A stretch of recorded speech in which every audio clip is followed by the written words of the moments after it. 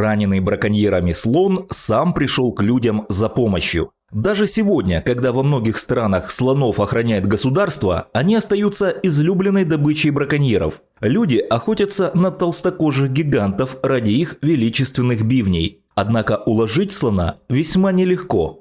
Лишь хороший стрелок способен убить это животное одним выстрелом. К счастью для слона по имени Красавчик, главного героя нашей статьи, атаковавшие его браконьеры были мазилами.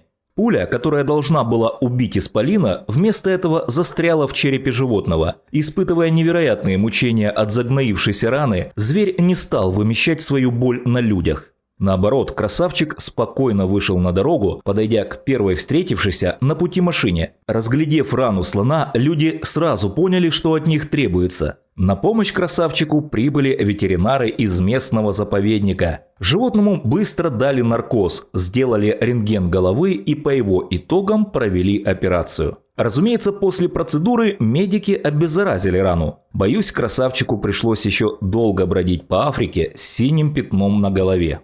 Сами ветеринары сообщили, что браконьер промахнулся буквально на несколько сантиметров. Обернись ситуация по-другому, и бивни несчастного слона уже давно попали бы на черный рынок. А так вскоре рана окончательно заживет, позволив Красавчику жить как раньше. Спасибо за просмотр. Подписывайтесь на канал, а также делитесь этим видео со своими знакомыми и друзьями.